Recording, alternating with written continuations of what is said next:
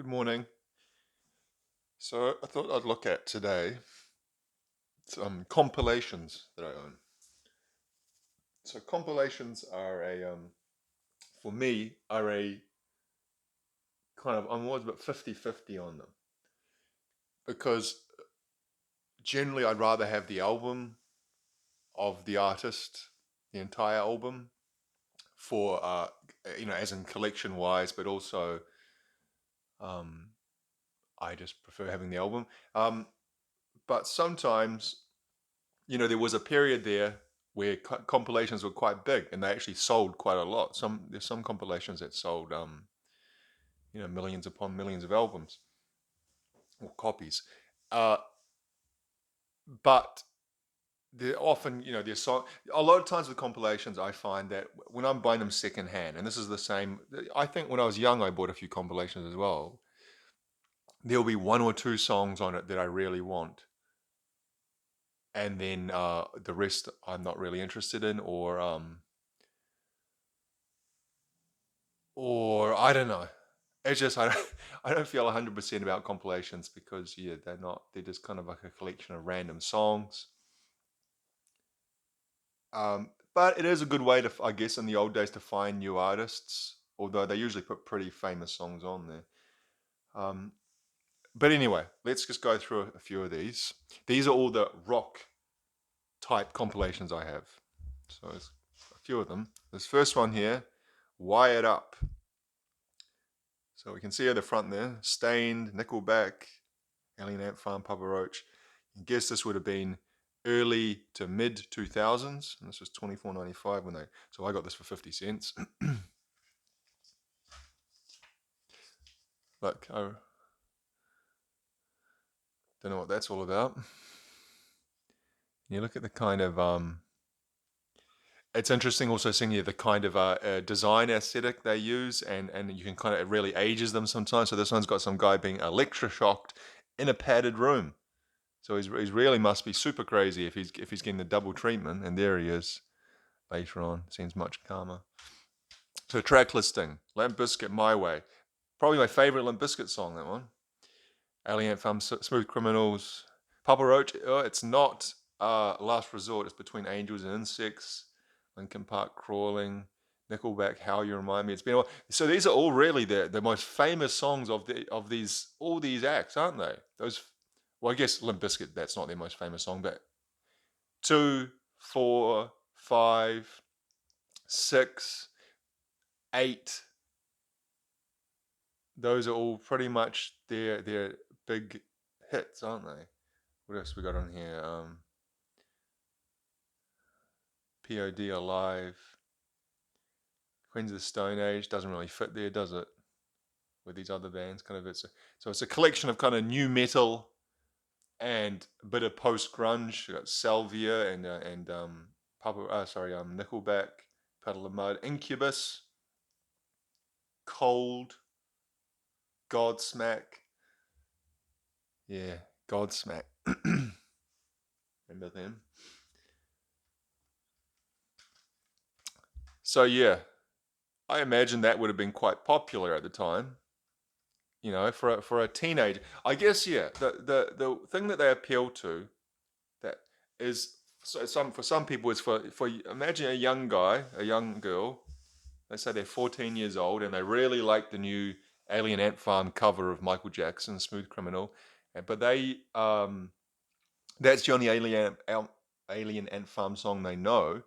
So they want to risk $25-$30 on just buying the whole Alien Ant Farm album. And so they see this and they think, oh well, I get Smooth Criminal, and also they've got some other songs I've heard on the radio, like It's Been a While by Stained and Ich Will by Rammstein and etc. So you can see how that would appeal to young people, but with budgetary concerns. Next one, Kerrang, the album. So Kerrang is a British heavy metal publication magazine. I think it's a monthly magazine. Don't actually know if it's still being produced. So many magazines don't exist anymore, or they're online, entirely online. So one of the music magazine that I guess I purchased the most over the years was either Rolling Stone, but then I stopped buying Rolling Stone because it was just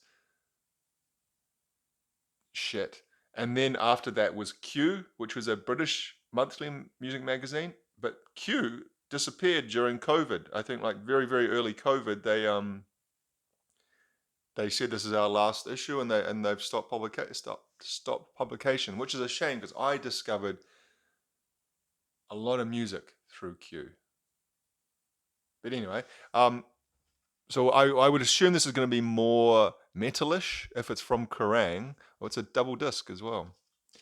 So you can tell, when I buy these, I listen to them, but often I don't listen to them again because they're kind of because they are compilations. It's not the kind of thing that sticks out to you to listen to. Really, you think, I'm going to listen today. I'm going to listen to a compilation. No, it's usually like more of a an album, isn't it? Oh, it says it's weekly. Magazine available in newsagents nationwide every Wednesday. God, imagine that. Heavy metal, hard rock weekly. That certainly wouldn't be weekly anymore. I'm almost certain of that. 2002, that says here. So what do we got here? Weezer. Okay, so it's not just metal. Weezer, Ash, Hives, Puddle Mud, Papa Roach. A lot of these similar kind of bands, aren't they? What else? It's something a bit different. Saves the Day, remember them? The D4, it's a New Zealand band. Hoobastank, Chad Kroger, and Joseph Scott. That's the song from the Spider-Man soundtrack, Hero. I actually quite like that song. Nickelback, Incubus, Primal Scream, Sonic Youth, Drowning Pool, Gary Newman, Soulfly, Murder Dolls. So shares some similar artists, so it's from that same time, early 2000s, but a bit more breadth to this. See if there's any particular song I like. Boxcar Racer, I Feel So. Remember that? Boxcar Racer was a side project for Tom DeLonge from Blink-182. Him and Travis Barker and another guy. Wasn't Mark Hoppus, obviously, because that would have been Blink-182, but it was much more 80s hardcore inspired. That's what they said. With Tom DeLonge's voice on it, it's only ever going to get so far away from that SoCal punk type sound. But I like that song, I Feel So. I like the drums on it. Anything else I see there that I like? Remember that Tenacious D song, Tribute? That was huge at one point, wasn't it? It's quite funny. The first time you see it, it's funny. And then after that, it's a bit of a novelty. So it kind of loses effect. We see some of these same songs. Rammstein, Ich Will, that was on the other one. Sum 41, Fat Lip, that was on the other one. The Nickelback song they've got on here is Too Bad. That's actually one of the Nickelback songs I like. That's a song that he wrote about his father. It's too bad, it's too long, it's too late, it's too something. It's, if you listen to the lyrics, I assume this is true. I don't know Chad Kroger. I think his brother's in the band, isn't it? It's the Kroger brothers are both in Nickelback. Well, I don't know the ins and outs of his family history, but from listening to the song, if the song is true,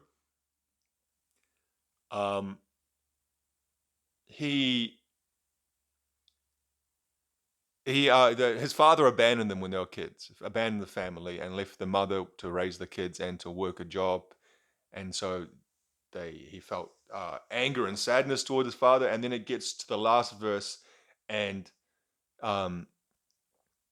he's kind of like, well, now I'm famous, but still I hold this anger for what you did. I'm kind of giving a very racy account there, but yeah. Anyway, so there's another one, Kerrang. So very, very, very similar sounds to that first one. Two early 2000s compilations. The next one's a bit different, Railing in the Years. Shares is taking its name from the Steely Dan song. And what is this? I guess this is going to be 70s rock. Yeah. This is also a double disc, which is something you're up. Oh shit, fucking crappy. Talked about that before. How so many of these double disc flipper things. The underside is always the teeth are not not up to the job. Don't Stop, Fleetwood Mac. A Horse with No Name, America. Got some real. This is just like basically a kind of a. If you put on, there's a radio station that I put on. When I leave the house, I usually turn the radio on to dissuade thieves, um, and put on pretty loudly. And the station I put it on is in my city, it's 98.2, which is called, I think, called the Breeze. And this is the kind of music they would play, but also with more 80s pop as well, like Eurythmics but Don McLean, American Pie. I can't stand that song. What a Fool Believes by Doobie Brothers. That is a brilliant song. Hall and Oates, Rich Girl. Not my favorite Hall and Oates. Oh, look, they got a Tim Buckley song. The Birds. Okay, so this is really all over the place. You got the Hollies, the Birds. So we're going back to the 60s there. Boz Scaggs, Criss Cross. What do we got? Ride Like the Wind. Another brilliant, brilliant song. American Women by the Guess Who. BTO, You Ain't Seen Nothing Yet. Oh, jeez, man. This is what I'm saying. Some guy in his, I don't know, I was going to say 40s, but it would be way past 40s now, wouldn't it? They'd say, well, when did this come out? 2006. So let's say that's what, 13, 14, 15, 17 years ago. So let's say he was in his 40s in 2006 or in his mid 40s, and he liked all those hits from his younger years, but he's not a music fan. He's not as though he just likes to listen to music while he's having a drink on a Friday night. This would be perfect for that kind of person. They don't want to have to own all the albums by Bread and ELO and Chicago and those kind of Warren Zevon. So get this, and you get all the hits together. 36 songs on 2 CDs, you're done. So let's try to see if there's any particular songs I like here. Like I said, I really like Ride Like the Wind by Christopher Cross. I like ELO, but I don't like Don't Bring Me Down. It's probably one of my least favorite ELO songs.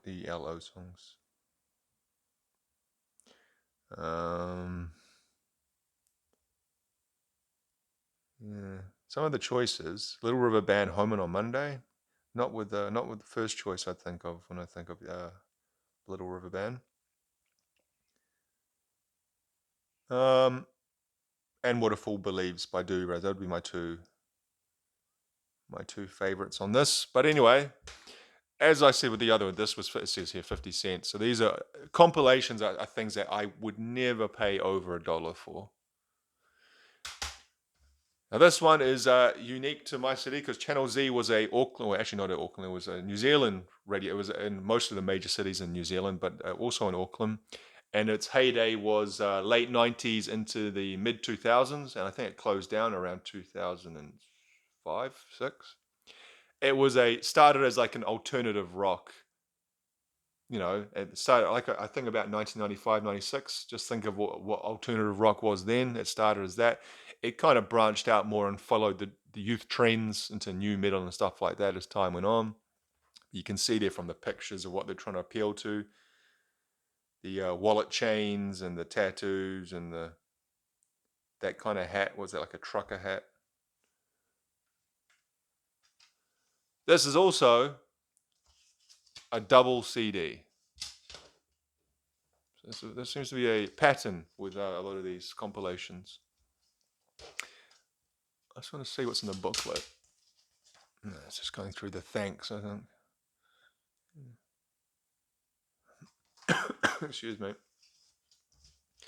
What do we got here? We've got American Hi-Fi, Salvia, Sum 41. We've seen a lot of these same songs. Fat Lip again. Fat Lip has featured on 3 now of these compilations. Limp Bizkit, My Generation, Blink-182, PJ Harvey, Three Doors Down, Goldfinger, Papa Roach again, Between Angels and Insects. Queens of the Stone Age again, You Found Glory. They throw in a New Zealand artist, Good Shirt. I recommend them, and I recommend that song, Blowing Dirt. It's one of their best songs. Zed, another New Zealand artist. Alien Ant Farm, this time that's movies. So they You can see, oh, they've got a New Zealand artist up here as well, Rubicon. It is a more of a mixture across the, so this is 2001, across the kind of, so, by featuring things like PJ Harvey, it's a little bit different, but still pretty much the same stuff. Um, it's got a bonus disc. Now, the bonus disc is bands, a lot of these I haven't heard of. I'd assume most of these are New Zealand bands, maybe. I know Slim is a New Zealand band. I've never heard of Non-Point, Creeper Lagoon.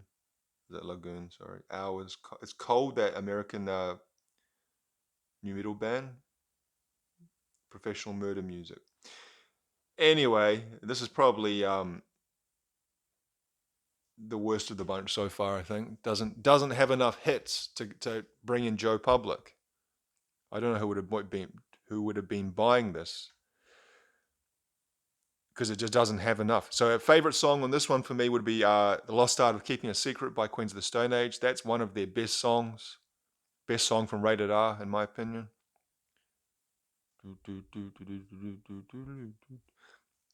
Okay, next up. Now this, I actually bought this on purpose. This wasn't because of it was because I just picked it up for the sake of it. This, I remember buying this a bit earlier than these other ones, and I can't actually remember why. What's on it? We got Semi Charm Life. That's from the Third Eye Blind song, So I would assume it's in the vein of Third Eye Blind and around that time, late 90s.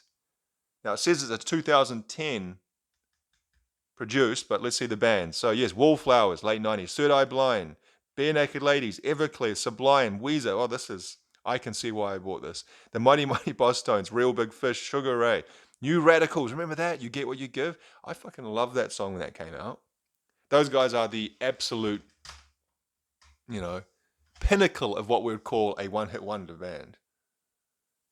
But I think that was their intention, wasn't it? I've read the guy, what's his name? Greg something? Glenn. What their intent, they wrote this song they knew would get, or not they knew, that fit into all the kind of the categories that would tick the boxes for a big pop hit, and they tried to write it specifically for that, and lo and behold, it did. And then they did one album and then broke up. He's gone on to be like a professional songwriter. He's written songs for like other pop acts. But yeah, I can see Seven Mary 3, Days and the Year. We talked to those guys recently. Collective Soul, Dishwalla, Live, Semisonic, Closing Time. Remember that? Corner Shop, Brimful of Asher. Man, this is like taking me back to my last years of high school. Stereophonics, Tonic, If You Could Only See, Crash Test Dummies, Eels, Soul Asylum. See, I like this one because this one holds to the theme a lot more. These other ones are kind of just like, here's some big rock songs from the time. But this one's like, see, this one is made in 2010, so it's quite long after the fact. And they've gone, okay, we're going to look at a specific few years after grunge is finished, let's say post 95, up to about 99. Although Crash Test Dummies, that was 94, I think. But generally, it still fits within that musical paradigm, doesn't it? I like that. I can see why I bought this. I have a feeling I bought this when I was overseas to bring it back with me. I was like visiting. Anyway, it says not for sale, but it was for sale because I bought it, I think that would be a $2 CD. Can't actually remember. But yeah, that's awesome. My favorite song, let's say, would pick one from each CD. So it's really hard to pick one.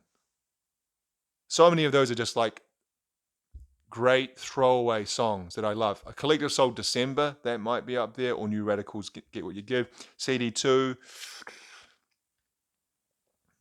Tonic, If You Could Only See the Way, maybe. Or Superman's Dead, Our Lady Peace, definitely that. I fucking used to love that song. Or Crack a Low, it's hit after hit. I can't believe it. Crack a Low, I learned how to play that on the guitar. So many good songs, and sticks perfectly to the theme. Semi-Charmed Live, great title. That is like a perfect compilation. Bit of crack on. Platinum Rock. This was originally $40. Then they marked it down to $25. I got it for 50 cents. It's $40. You know, and we talk about the fucking why physical music died. Platinum Rock. So what's this going? I can't see if this is going to have a particular theme. Big rock songs, I guess. We've got ZZ Top, Foreigner, Fleetwood Mac, Cold Chisel, Alice Cooper, Chili Peppers, Collective Soul. So this is okay. So this first CD looks like it's kind of 70s, 80s, from what I can see. And then this one over here is much more modern. We got the Chili's, the Better Than Ezra, Matchbox 20, the Lemonheads, Nada Surf, Popular. That may have been the reason why I bought this, because I looked for that album, that Nada Surf album, for so long. And I don't think it was big enough for it to be found in secondhand shops. But I love that song, Popular. Space Hog, In the Meantime. It's like a walk down memory lane. That second disc is pretty good. The first one I could take or leave. It's just fucking typical classic rock radio. Yeah, so this certainly doesn't have a theme. It seems to have a theme per disc. The best classic rock on disc 1, the best new rock on disc 2. Okay, well, when was this put out? 97. Okay, well that makes sense that this would be classed as new rock in 97. So we got Chili Peppers, Give It Away, that was 91. Collective Soul, Shine, that was 93, wasn't it? Let It Cry by the Hootie and the Blowfish, that would have been at 93, 94. What's the Frequency, Kenneth, which was Monster, which was 94, 95, I think. What was this one? We got Alana Miles, Black Velvet, was that 89? Doobie Bo, China Grove, late 70s. Cold Chisel, K-San, late 70s, I think, early 80s. Last one I've got here, 40 Shots of Rock. Supported by Jim Beam, well, you know this is going to be good then, and Radio Hauraki, which is another Auckland radio station that nowadays doesn't really play this kind of music. It's gone kind of more modern, but growing up, they were absolutely a classic rock station. What do we got on here? 2 discs again. Queen, Steppenwolf, Sabbath, The Animals, Bowie, Thin Lizzy, Roxy Music, Blue Oyster Cult, Kiss, Split Ends, My Sex. Okay, was this all New Zealand stuff? No. So Hello Sailor, New Zealand, Billy Idol, Motley Crue, Jimmy Barnes, Australian, Dragon, New Zealand, Iggy Pop, White Snake, The Angels, Soundgarden. They've got to throw some Soundgarden in there. Got to keep it current. Gary Moore, Live. So yeah, this just kind of seems across the board, doesn't it? They don't pretend to be anything different. It's just 40 shots of rock, classic rock that rocks. I think that was the Radio Hauraki's call sign. Oh, not call sign, but slogan: classic rock that rocks. Radio Hauraki. Favorite songs, just quickly, because we're running out of time here. Disc 1. So all the songs I choose, like, can I think of a David Bowie song I like less than the Gene Genie? I don't know. Maybe Queen, I Will Rock You. And disc 2, there's a few more here that I noticed I liked. So I like, Soundgarden's one of my favorite bands, but Black Hole Sun probably wouldn't be my favorite, or anywhere near my favorite Soundgarden song. I like I Alone by Live. Anyway, compilations, eh? They you can see why they were popular in their time. They certainly served a purpose, but nowadays, like, obviously physical media's CDs are dead or dying quickly, and I doubt compilations are Spotify does that for us, doesn't it? YouTube does that for people. They don't really need to buy compilations, but some good stuff. walk down memory lane, kind of some interesting to see these things. All right, thank you very much for watching.